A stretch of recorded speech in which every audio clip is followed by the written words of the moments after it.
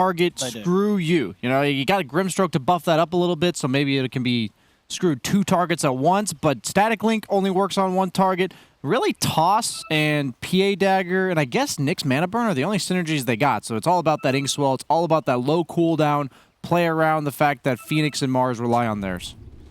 All right, so it's just sort of overall, you prefer Ghost Frogs because you feel it's a bit more of a well-rounded draft then in that sense? It has a few more ways to sort of play rather than one-dimensional?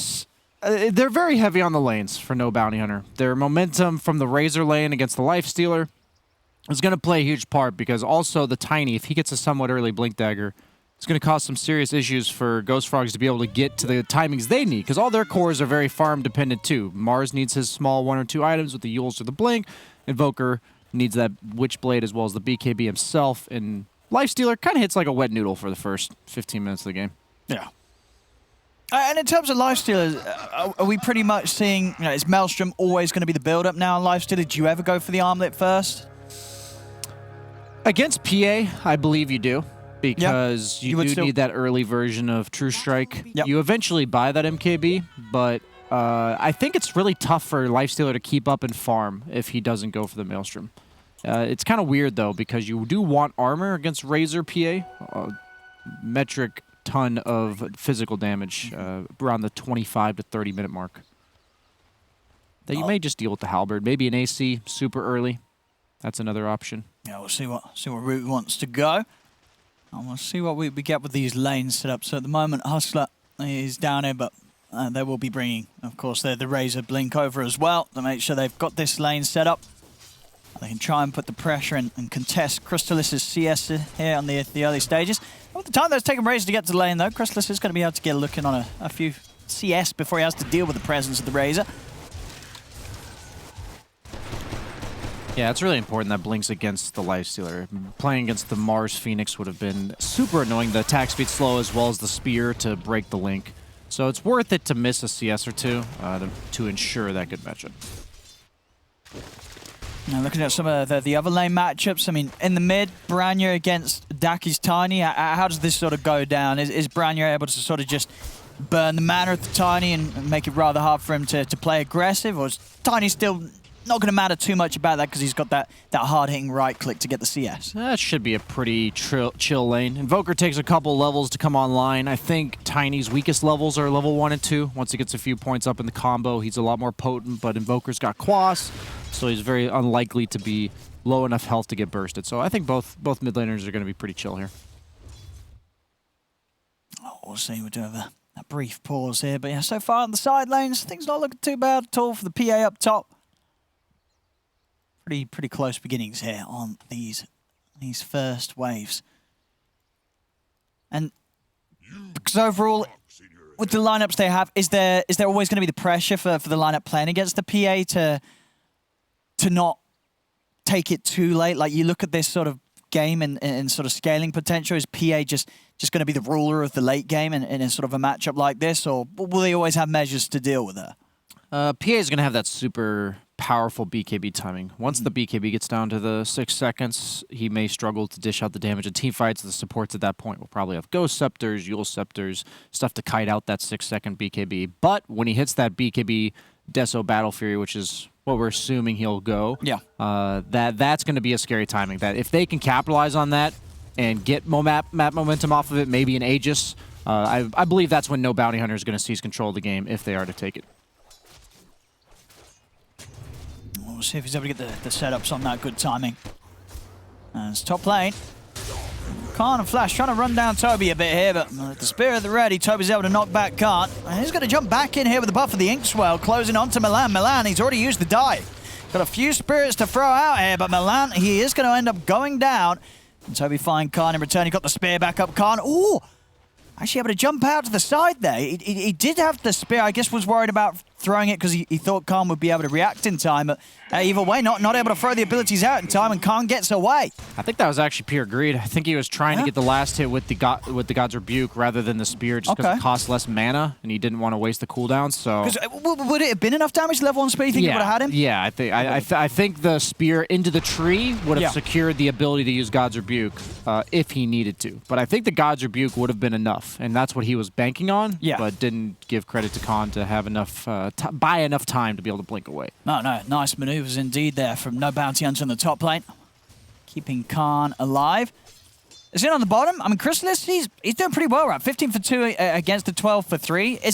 Are you sort of expecting as an offlane Razor to put more pressure on the Lifestealer, or does it only really come at this stage now that the level 3's on that we'll start to see a difference? Or is indeed this Chrysalis having a better time than he should considering the matchup? Yeah, I think the cookie probably helped. I didn't pay close attention, but it does somewhat help the Lifestealer's positioning to break the link even quicker. He also went for the fast boots on Chrysalis, so he adjusted really well to the matchup. But the matchup, I think, only gets worse for Lifestealer as the points in Static Link rack up. Okay. They did nerf Razor's early lane. They made the Static Link buff duration less per level at the lower levels, which does hinder his ability to dominate from level 1. Eventually, Lifestealer is going to get booted out, though.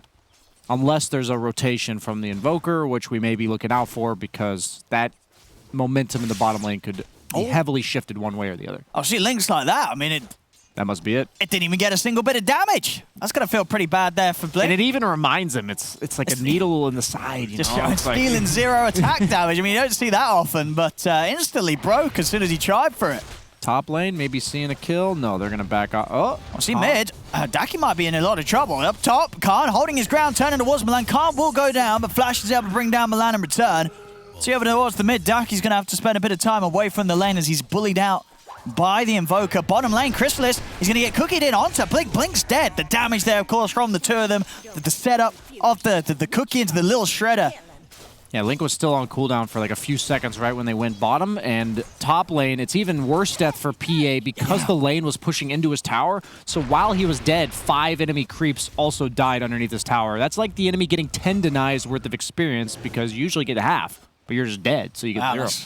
No, that's certainly gonna. I mean, that's one of those situations where, I mean, is it ever worth as a carry to buy back in the early game to get the XP if the wave's going under your tower? If do you your ever do that? support is not there and you see like 7 creeps underneath the tower, I will buy back as any role. Mid, carry, offlane.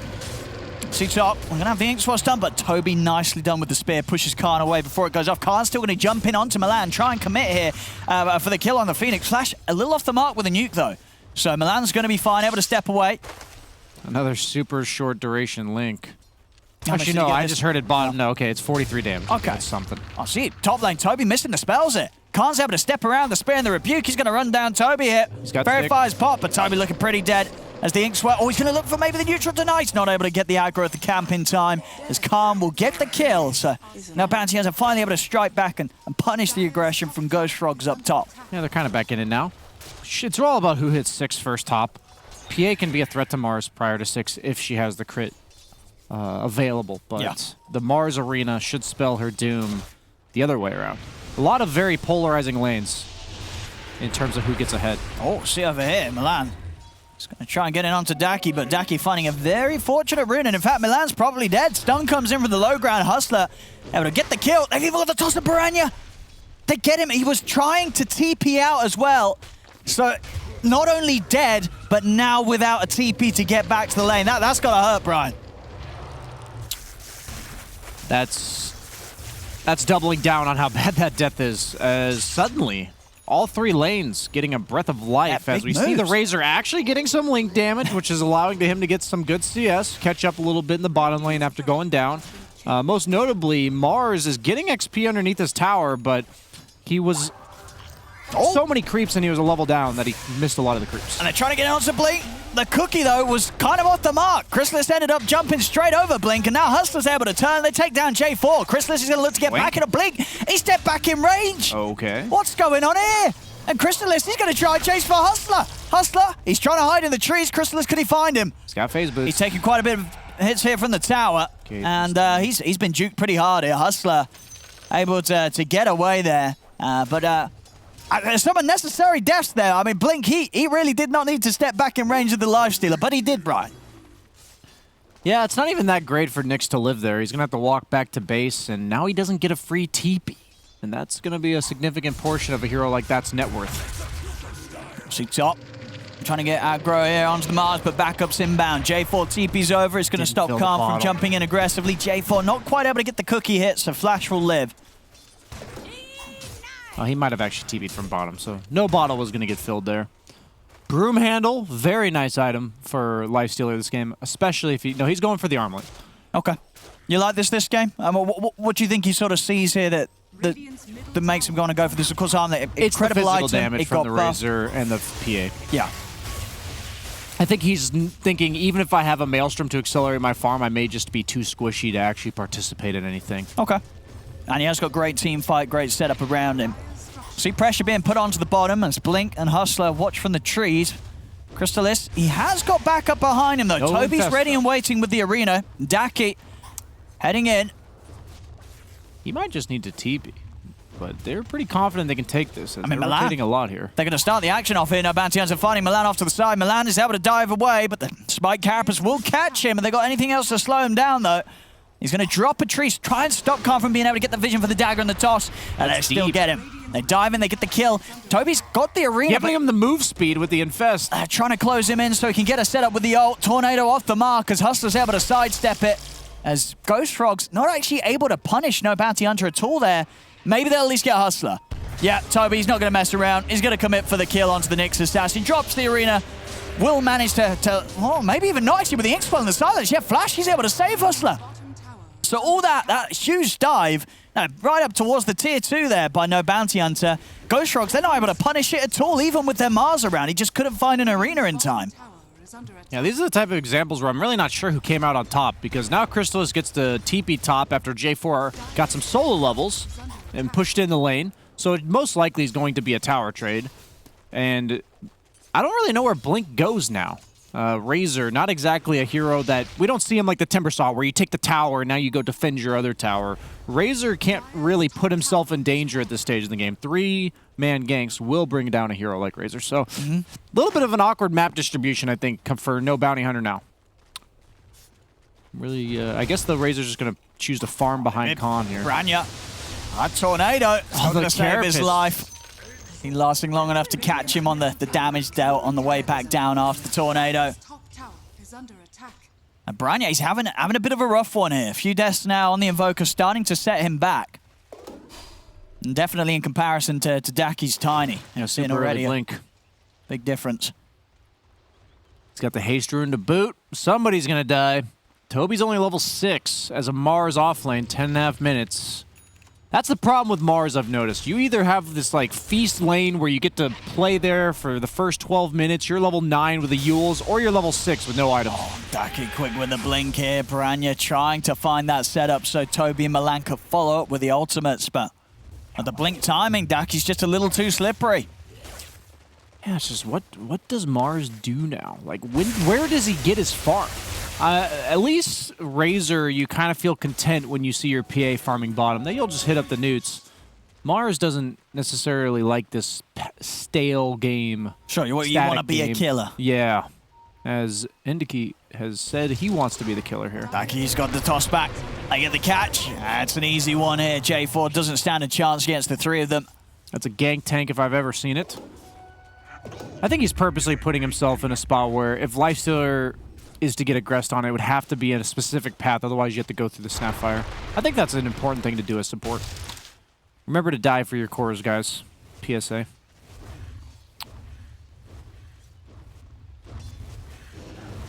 It's 1k lead, 9-3 at the moment, 11 minutes and a half in.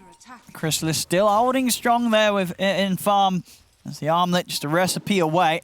See, of course, Branya also going for the greedier route, getting the Midas rather early in his build this game as an Invoker. I don't know how I feel about this, because Lifestealer as a core, when you look at the net worths, you kind of expect whoever's on top to be doing the most in the game. But Lifestealer is a hero that does this and then continues hitting creeps.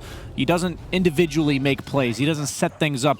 So you're expecting your bottom 3 net worth heroes, if you're going for a Midas on Invoker, to actually be the ones carrying you through this stage of the game. And you're against a PA. You have to apply some pressure. Yeah. You are not content trading farm. They're going to try it here. They're smoked up, ready to go, Ghost Frogs. See if this time around they can get the setup for the arena. It's hard with Daki on the front lines. As long as he's always able to blink to dodge the setup from Baranya, it's going to be very hard for Toby to follow up with the arena, and they know it, Ghost Frogs, as they're already backing off from this mid area.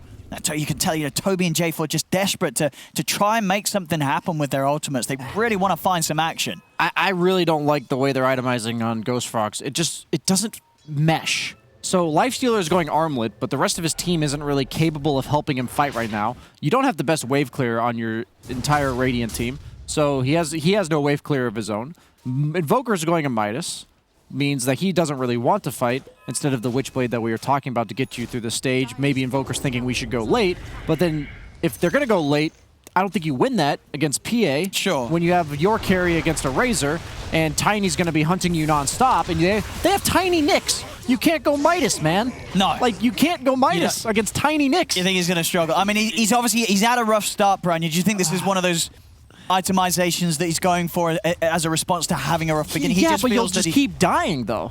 Like, that's the problem, right? You have to almost build to survive. Like, if they have light pickoff, and you're behind, that's when you go the Midas. You're like, okay, I got to farm my way back. They have strong team fight. I can't fight them yet, but I should be safe. But you're just going to keep dying like this. And you feel like if you're Chrysalis in this sort of situation and you see that your Invoker's having a rough time going for the Midas, you're sort of saying to yourself, well, I should have bought a farming item if we're going to play that sort of game. Yeah, that's what I mean. Their timings aren't lining up. Like, I don't know, based on what I'm seeing, when they're supposed to do something. And you're against a PA. Who's at the top of the net worth. And the biggest thing is whenever I'm farming on Ghost Frogs, if you compare their pickoff threat to a Tiny Nyx, it pales in comparison. So that means if both teams are playing the farming game, you have one side with a PA that does not feel threatened, and the other side that feels extremely threatened, and they don't scale as well. It just doesn't bode well moving forward. It certainly looks to be a tough start here for the Ghost Frogs. See what they are able to achieve still. As you say, PA's up there at the top. Chrysalis is behind, so I think a lot of eyes on what Chrysalis is able to pull out this game as his Lifestealer. Is that the farm's certainly there. I don't like any of this. They caught him again. It's going to be another setup onto the Invoker. Baranya having such a tough game as they've really got it out for him, hunting him down every single time. CJ4 able to cookie down to the low ground. He'll get away. But, I mean, no bounty on it. They've really got it out for Baranya this game. They're not letting him play Dota at all. Chrysalis TP'd here. They know he can't get out, but they don't necessarily want to mess with him as the rest of the team is the people to pick on. They're going to try and get something going here, but the spear's off the mark. They have the Phoenix egg. And it's going to be successful, so Blink will fall. The full team fight being used here from Ghost Frogs. It gets them a kill. Has to net them a tower. They have to turn this into something more than just a simple Razor kill here, as that is a lot of resources invested. So get this tower off this volley of ultimates. Second volley of ultimates, let's get a Roche. Oh, look at this stack, though. Oh, it's so juicy that they don't even move. They just take it. Oh, all the money here for Khan. Let's see this in the mid tower. We are going to see now Bounty Hunter maybe trying to defend it. Darky, does he want to jump in with this thing? Well, he doesn't. He's going to respect the rage on Chrysalis and not wanting to get him rage of the Lifestealer. Tower's still up, though. It's very, very low, but it will remain for now. I just don't like any of the items other than maybe the Solar Crest that the Snapfire is going for, because the Veil from Phoenix, what item does no Bounty Hunter have to buy to counter everything they have? BKB, right? All 4 of the heroes other than Lifestealer are hard countered by BKB, and the Veil just amps that even more. So I would imagine that since they have to buy BKBs anyways, you would buy items that kite the BKBs, rather than buying an item that's also countered by BKB. So they're kind of all-inning, and I don't think they're going to hit that timing.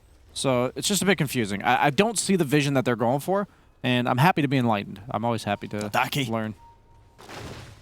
This time he's not going to be able to jump in on the two of them. They are going to be aware, though, with him playing like that they have got that deep vision. No Bounty Hunter over Ghost Frogs half of the map. Is he going for an E-Blade on Tiny? Is that what's happening? Because he's got the Ghost Scepter. He is going for the E-Blade. All right. That's a little weird. Doesn't really protect you. Lifestealer doesn't really mind E-Blade because he has Rage. I'll see Hustler. He's going to be able to get the catch there up top as well. J4, he's been found by Blink. As J4 has got any escape here. He has got the backup of Milan. They're going to try and serve the cold snap onto Blink. In fact, they may be able to bring this Razor down as Blink in a whole lot of trouble. He will fall as Ghost Frogs are able to bait the Razor in, turn the move around on himself. Yeah, Blink's living in his own little world up there. Not too bad for the side of No Bounty Hunter just because they are still making an aggressive move mid. But if they can snowball this kill on Ghost Frogs, Mars is respawning. They have a small window with no Razor. Does he have the Blink Dagger? He does not. Still 100 gold off that Blink when he died. That's brutal. 18 minutes in, Mars has no Blink Dagger. Oh, it's been a slow start. Bottom of the net worth of all the cores. When you're near a Nyx Assassin support when you're a core, that is... It's going to feel pretty bad. That's a yikes. Yeah. As they do smoke up with that Blink Dagger timing, infest up on Toby. Let's see what they can do. Let's see what they can find with this reveal. I guess jumping the Tiny's going to feel pretty good. Ducky's had a pretty good game so far, but he's also playing careful. Not hanging around the mid on the front lines. He heads back. Ghost Frogs, they're going to go deeper to try and find some action. Blink. They broke, but wasn't ready to blind Blink, as I think that Dire Ward did see them. Yeah, no, would have for sure. Yeah, they know that they're hunting here. Toby with Chrysalis. And now, actually, they're going to be able to make the jump back. As soon as they look to check for the ward, Milan gets jumped immediately by No Bounty Hunter. As now, again, just continuing to make it harder and harder for Ghost Frogs to actually catch them by surprise. No Bounty Hunter just doing a good job of reading the moves that the Ghost Frogs are trying to make. Daki as well, just continuing to play it very safe. Not staying around any longer than he needs to on these creep waves.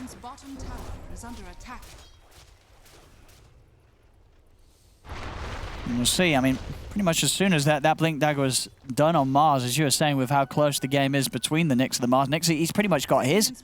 He's going to have his jump ready for the next fight. That counter playing. Of course, for a lot of these heroes, it's going to be pretty irritating. In particular, you know, Milan and Boranya.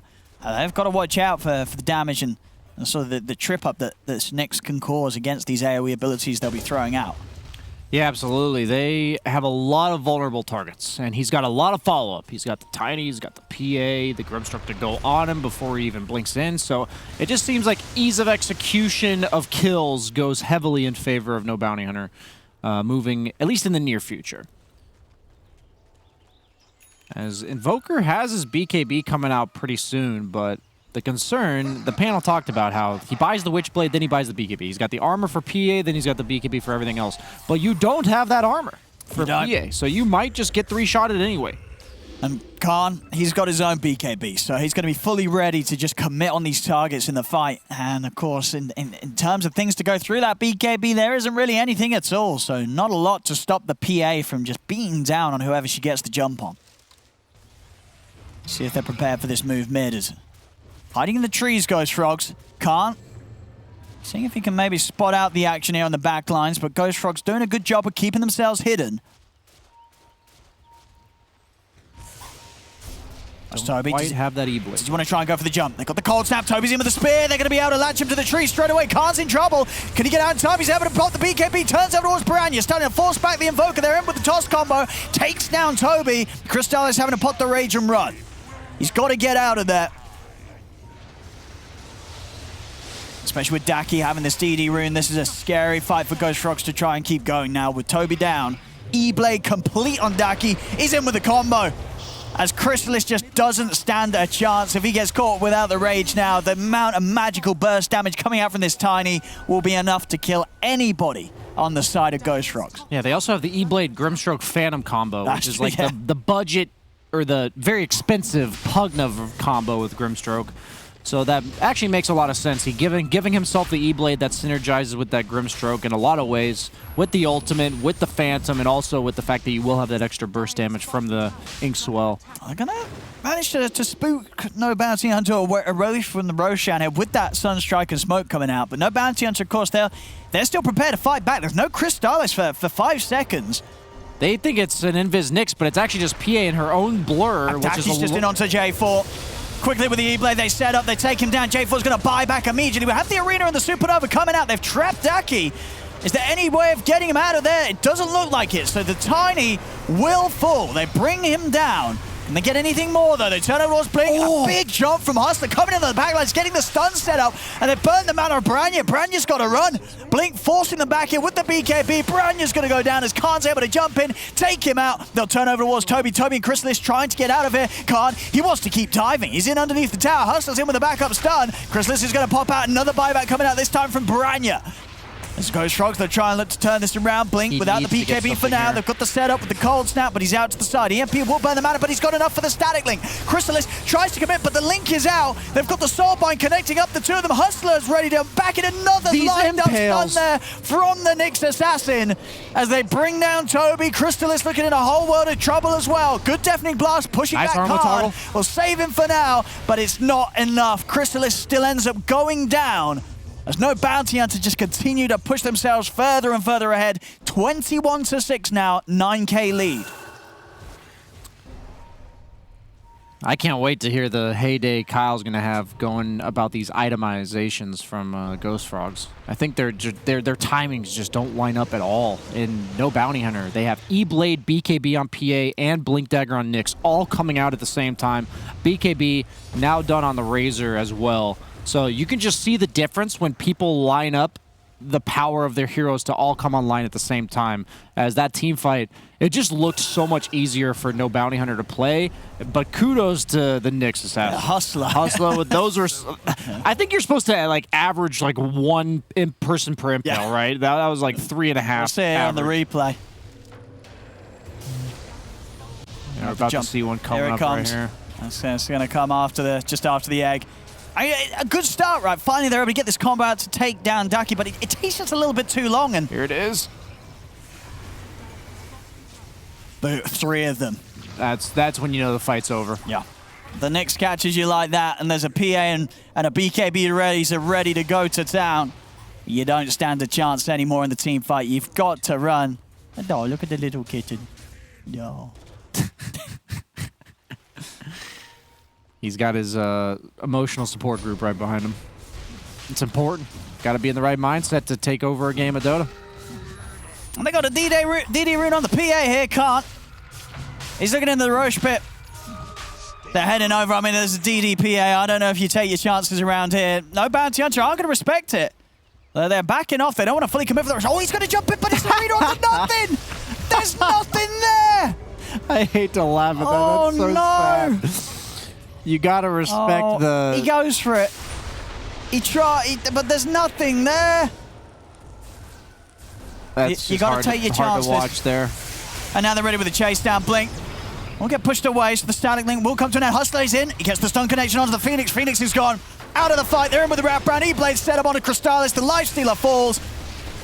As J4's dead. Branya, the last one left alive. They caught him with the dust. He's into the trees. I think they're content to just Roche off that. Oh, I say that. Hustler. Never mind. He's walked back into vision. Hustler.